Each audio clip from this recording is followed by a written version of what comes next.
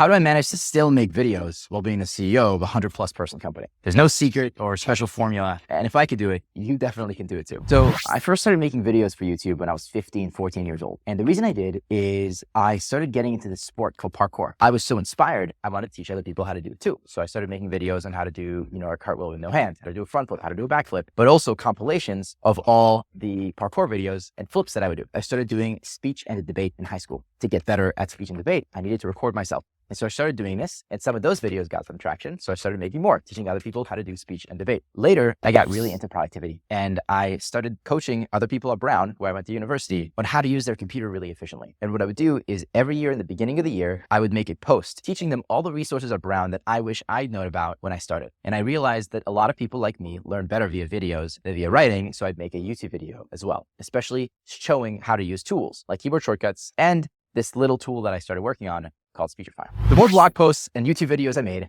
the more I started making friends online. People would reach out because they read some idea that I had and they resonated with it and it was something that was unique. But it turns out that people who read my content often were people that I wanted to be friends with. I met Matt from Yes Theory. And so he gave me a couple of good pieces of advice on how to think about broadcasting my message further. And one of the things he said was, hey, Cliff, you should spend more time on YouTube. And it was interesting because a few other people had told me the same thing. One of them was Logan Paul. I had borrowed Logan's horse for an ad I did for Speechify. And the more I spent time with him, the more I realized actually it's a lot easier to make content than I thought. You just have to turn on a camera and document your life. And a bunch of different people kind of showed me the rope throughout time. I owe a lot to Mark and Dale from Yes Theory, who not only showed me how to set a set and have a director's eye, but also how to make stories a lot more emotionally resonant and find the seed inside them that actually makes people interested. Ali Abdal taught me how wonderful it is to share productivity with others in a way where you were not just, writing your ideas on a blog post, but actually showing them in a video. And then I learned a lot from Mr. Beast, because before I met Jimmy, I didn't exactly understand the science behind YouTube. CTR, thumbnail, retention mechanisms, stakes. It made me realize that YouTube is one of the biggest opportunities on the internet. And so at Speechify, we already do so much work investing into performance marketing on Facebook, Instagram, TikTok, YouTube. But if I can crack the organic side, that's a bet that's worthwhile making.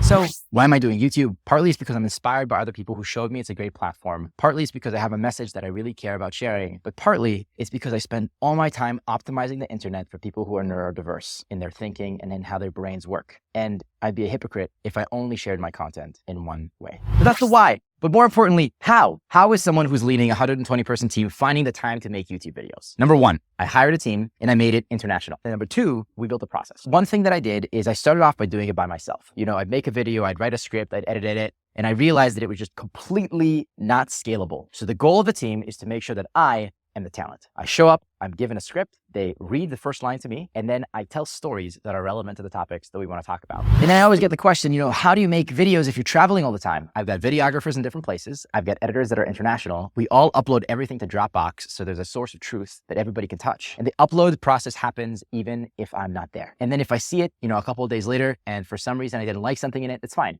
We can remove it, we can edit it, we can post it back, but I'm never going to block the process from moving forward. And then finally, what?